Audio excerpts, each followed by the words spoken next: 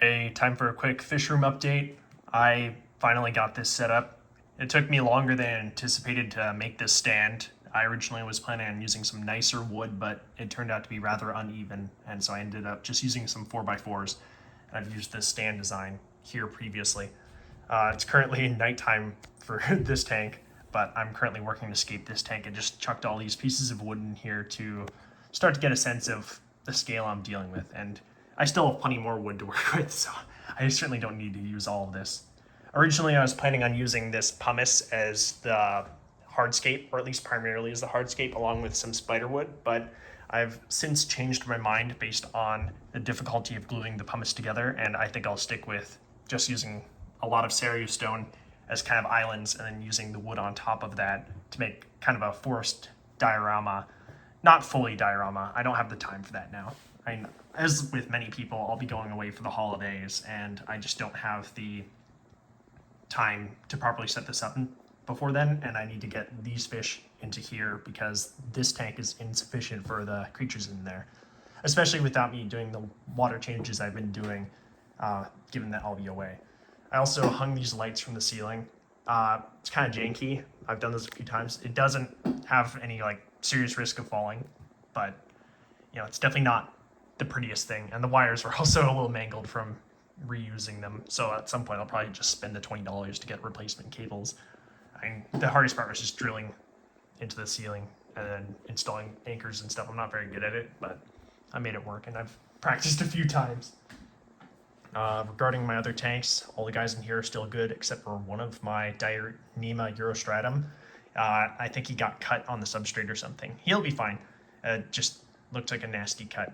And it wasn't too bad, but it was bad enough to be worth mentioning. And I think you can see right there my female Snow White. Is that correct? Bristlenose pleco is out. The male is much prettier than the female in this instance because he's a bit bigger and he also has some cool calico spots. I'll try and find some video I took and insert that. Oh, wait, I can see him. Let's see if we can see him. He's in the log. He'll probably disappear as soon as I get close. There he is. Oh yeah, there's his calico spots. Very cool fish. I'm really happy to have a pair, and I hope to get them breeding. In fact, given the hardscape I have in the situations I'll put them in, I'm thinking about using this as a cave for them to breed. It's like the perfect piece of wood. It looks like a fallen tree or like a dead tree, at least in this area of the world. I live in the Pacific Northwest, so I see trees like this all the time. I think it's going to be very cool and a good opportunity to get more of these guys. They're not super rare in my area, but once they get to a little half of these guys' size, I can sell them for $15-ish. That is to a consumer. To a store, I'd probably only get like $3 to $5. Shrimp are still in here. They're doing fine. The population's dwindled a lot since I originally put them in here, so I really need to start switching things around. Like, all these guys will go into here. All the shrimp, I was going to put them in here, but I'm probably going to sell this tank. I'm going to put them in here, and so on and so forth. I also have my plant set up, which is currently not the prettiest thing. The water's yellow from tannins because I use tannic water to help treat cyanobacteria. I also added a bunch of Fritz slime out, which I haven't used in a while, but I just super overdosed this tank, and I actually think it worked, which is kind of a new one for slime out, at least from my experience. The female Gararufa, she's actually still in this tank over here from the last video. It's not a very nice setup, but I don't think there's any actual problems water quality wise or anything. The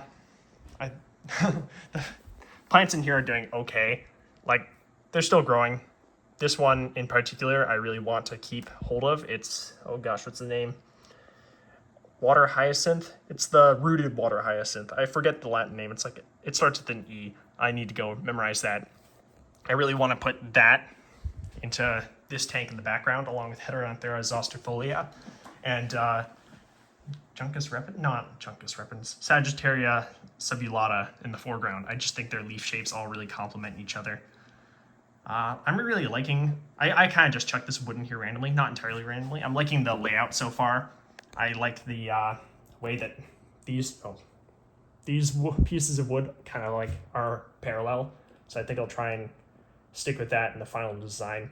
I've seen some great aquariums where they just create a large structure out of the driftwood and they don't really do anything else. And especially with the number of catfish I have, it can turn out really nice. So I'll play around with that some more. I may not even use the Cereal stone, but you know, I have so much of it and I only have so many tanks to put it in. So I might just use it for the sake of using it, but I don't want to, you know, it's also bad to do that because you can have a less good scape. I certainly have more than enough wood to fill this tank. And if I used everything I had, some of it doesn't match because it's more like cut logs, but it would still look, you know, pretty interesting. I do like the cut log pieces. Like, let's see an example. This piece right here, it's like sod here and sod on the other side. I have probably 8 to 10 of those pieces, and they work for a forest aquascape, but you don't like to see the flat tops. So I don't think it'd be the right style for this, except for maybe in the background. We'll see. I'll do some work and probably make another update on this not too far in the future. Regarding the future of my other aquascapes, I'm probably going to end up doing the pumice plan in here just because it is a really good substrate for the shrimp. I've done it before and they seem to love it. It's very neutral, so it doesn't affect the water hardness at all. And also, it just is a great house for beneficial bacteria. So just, you know, make a big structure out of that. I have enough pumice here that I could do a structure like I was originally planning, but I'd be limited. And also it does take ages to glue them together. So especially given how little super glue I have, I'm not really in the mood to spend a lot of money on getting a bunch more, better quality super glue. So it just would take me a while to get the structure that I would really want, and I'll just work on that over time. I'll probably put the shrimp in there first and then just build the structures outside of the tank. I'll build like a footprint. I've done that a few times. It's worked out pretty well.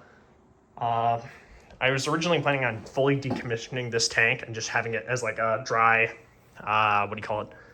like terrestrial plant setup. But I've kind of reconsidered, and I think I'll go back to having a large iwagumi using these stones.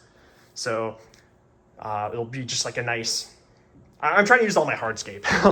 I want to use all my nice stones that I've collected in a nice iwagumi, use all my nice wood and also Cereal stone in here, and then I'll use my pumice and also my Rio elderly stone to kind of complement each other. I'll, at some point, try and show some photos. I don't know how to edit a video if it's not clear to show my inspiration, but the landscape where I collected the pumice from looks just like, also has rocks that look just like real elderly stone, but on a much larger scale. Anyway, I just want to give a quick update. Thank you for watching. And got only 2 comments in the last video, but still very nice comments. So thank you both. Okay, goodbye.